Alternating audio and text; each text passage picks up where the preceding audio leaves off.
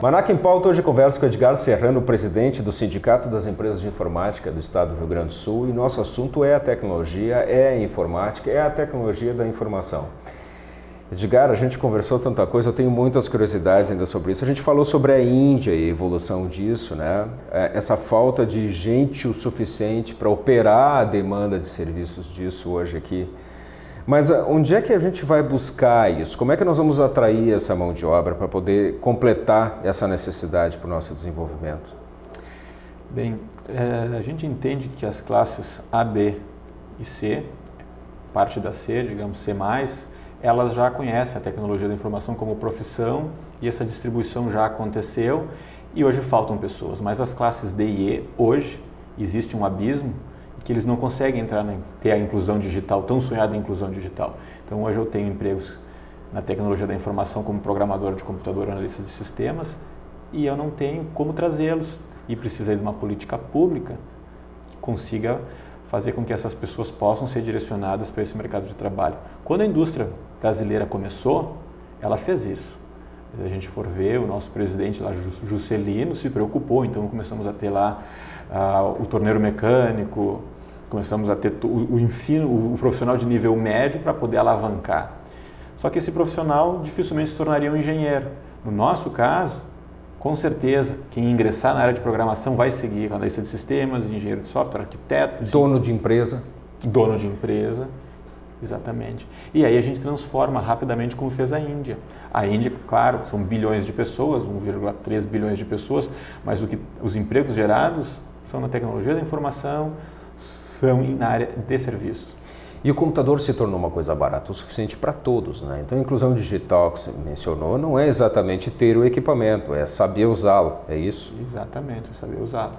Tá. E essa participação, essas escolas de informática, elas também hoje estão mais atraentes em relação a preço e tudo mais. As pessoas conseguem adquirir muitas vezes pacotes mais simples, vão lá aprender um programa específico. Isso não instiga o suficiente para elas? Porque eu sei que existe até escolas de informática que têm oficinas para montar e desmontar computadores. Isso não chegou ainda para eles em condições de a gente poder aproveitar essa mão de obra? Veja que com o problema que existe hoje na educação e com a necessidade de ingressar para suprir essa carência de profissionais, volto a dizer, classes D e E, ainda não existindo política que os incentive a estudar e conectando o estudo com uma posterior remuneração mais alta pelos empregos que vão ter, são pessoas que saem, já desistem, a evasão escolar é muito grande, então depois, aí colocá-los a fazer um treinamento, algum curso é muito difícil. Por isso, de uma política pública que mostre para eles o quão importante vai ser se eles ficassem um pouco mais na escola e ainda fizessem mais um curso. Essa é a questão, já não se fica na escola para aprender o básico e ainda tem que fazer mais um treinamento. Porque as outras classes já fazem, hoje nas universidades, onde tem um colégio, à noite é uma faculdade de informática, ou alguma faculdade de direito, alguma coisa. Todos os colégios, à noite é alguma faculdade. Os tradicionais colégios, todos, CVE virou uma faculdade à noite, assim vai. Bom, isso não é suficiente para atender a demanda do mercado, porque cresceu de uma forma exponencial. Bom, aí as outras classes não estudam, elas param. Então, se o Brasil de fato não fizer uma política educacional, não haverá mão de obra. Porque para trabalho braçal, vem para cá e a pessoa acabava fazendo de uma forma ou outra. Mas esse exige conhecimento. Ele precisa saber muito bem ler e escrever para poder, então, ingressar nesse mercado. Essa talvez seja a dificuldade. Agora o Brasil começa a sentir falta de que o ensino de uma estrutura do ensino, né? Melhor, exatamente. Edgar, onde a gente encontra essa necessidade de tecnologia de informação? Antigamente era fácil, eu acho, responder, mas hoje o que é esse universo todo de oportunidades nesse mercado?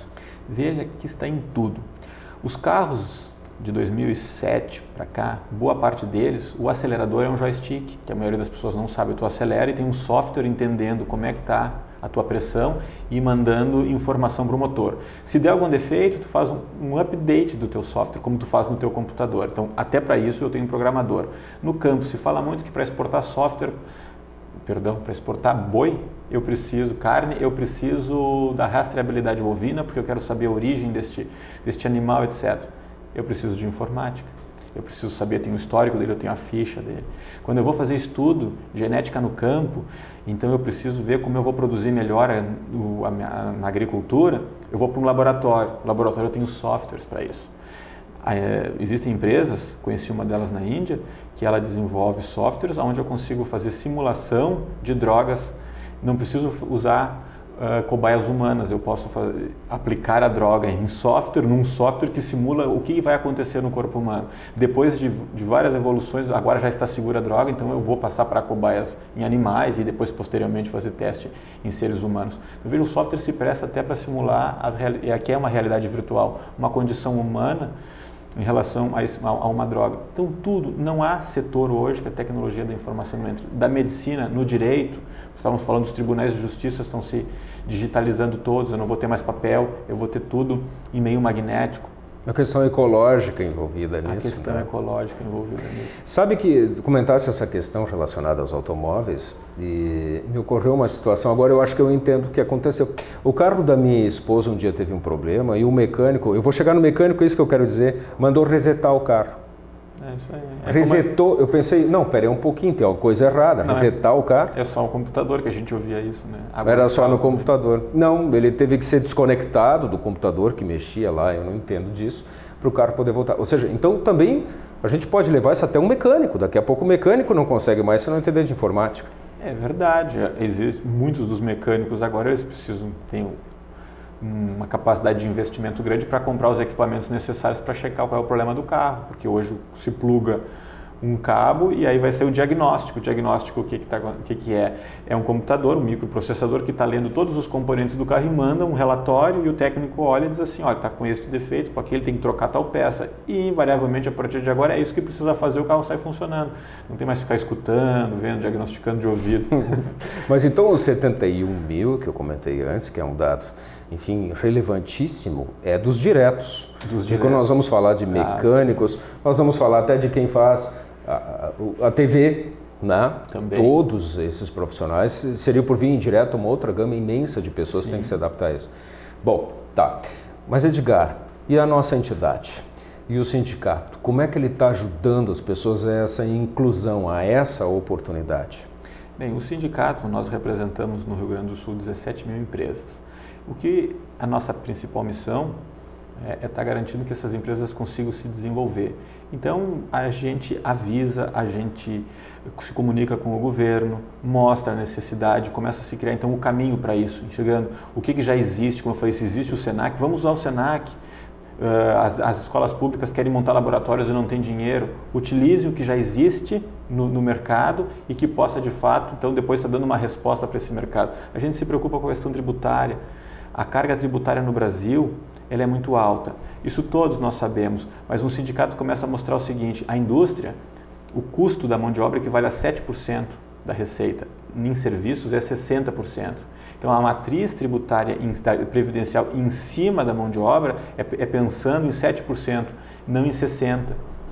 Porque as nossas leis muito antigas evoluem muito devagar e cresce todo um outro mercado que agora fica sobrecarregado. Aí o Brasil começa a ficar caro em relação ao mundo. Então eu tenho até dificuldade, e daqui a pouco, de comparar os preços Brasil com os preços do exterior. Mas não pelo que as pessoas recebem, mas pela carga tributária em cima dos salários. E isso é um trabalho do sindicato, está mostrando isso e dizendo, se a gente não melhorar isso, os empregos do Brasil vão ser transferidos para outros países.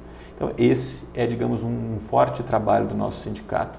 Está levando isso, os governos mostrando e dizendo que muitas vezes, se o Brasil não está exportando muito, é porque esse serviço está sendo feito lá fora já. Porque o Brasil começa a ficar muito caro, dólar baixo, então dificulta a exportação. Os salários em dólar ficam caríssimos. Não, eu sempre digo, não que a pessoa recebe, porque eu recebo pouco, mas é a parte que vai para a Previdência Social, os impostos que tem todos em cima dos salários, que é o que o trabalhador não percebe. Esse é o custo total da empresa e isso começa a dificultar. Então, o nosso sindicato trabalha nisso também. E olhando uma questão de equilíbrio, se nós vamos comparar dentro do país, como é que está o Rio Grande do Sul nisso? O Rio Grande do Sul, ele se destaca muito na qualidade dos seus profissionais e é óbvio que, por consequência, na qualidade das suas empresas, que são formadas pelos profissionais de TI. Hoje, o Rio Grande do Sul, ele ele só não tem uma fatia maior porque é o estado menor, mas nós temos grandes parques tecnológicos, temos o Tecnopuc, temos o Tecnocinos, temos a Valitec. São grandes empreendimentos que disseminam a cultura, são incubadoras, é o berçário de novas empresas.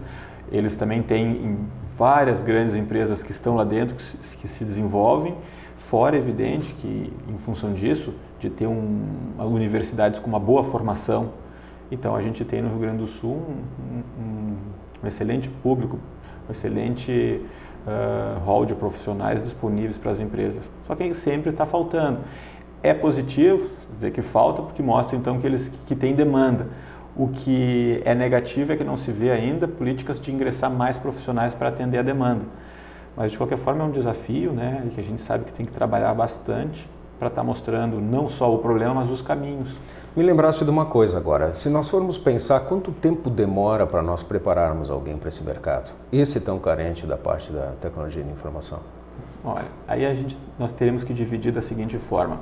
Um profissional iniciante, eu poderia prepará-lo em 1 ano, pelo menos. Aí que muitas vezes as empresas dizem, mas eu quero alguém completo, um profissional sênior, maduro. Bom, mas imaduro, aí então eu tenho que dar tempo deste amadurecer. E hoje, a indústria de software de desenvolvimento, ela se alicerçou pela velocidade dos contratos. As empresas acabaram todas se concentrando em profissionais já com experiência. Então, se quer muita experiência. Essa é a dificuldade, mas eu conseguiria, se eu mudasse a matriz e começasse a desenvolver, contando também com o profissional de nível médio, eu poderia aumentar o número de profissionais e aí eu poderia usar os maduros para fazer a engenharia de software e a execução da construção para os profissionais de nível médio. Essa mudança precisa acontecer e isso não é nenhuma novidade. A Índia já fez isso. Por isso que ela cresceu tanto. Edgar, a gente está indo para o finzinho. Fala para nós, ligeirinho, qual é o futuro disso? O que você vê para o cenário 2011, 2012? 2011, 2012 eu vejo um mercado crescendo, os volumes de negócios aumentando, a pressão de mão de obra também crescendo, então isso vai aumentando os custos de mão de obra, então as margens das empresas vão ficando mais apertadas em torno disso. A gente vê a entrada de multinacionais no Brasil, de tecnologia da informação, onde num primeiro momento é importante, mas eles não trazem novos empregos, eles simplesmente aumentam o problema de falta de mão de obra. Então, se por um lado ele é positivo porque ele está crescendo, paradoxal isso, é paradoxal, mas digamos assim, a gente tem graves problemas que não são resolvidos, eles só vão aumentando. Então, o que eu posso dizer, vai crescer, vai aumentar, a pressão de mão de obra vai aumentar, vai ficar mais escasso ainda, mas aí é uma questão assim, que aí o Brasil uma hora estaciona, e aí vão perguntar por que o Brasil não exporta mais? Porque não atende nem o mercado local. Edgar, bom tê-lo aqui no Almanac em Pauta, nosso tempo está chegando no finzinho. Obrigado. Obrigado, uma boa noite. Tá, obrigado pela sua audiência, até nosso próximo encontro aqui no Almanac em Pauta.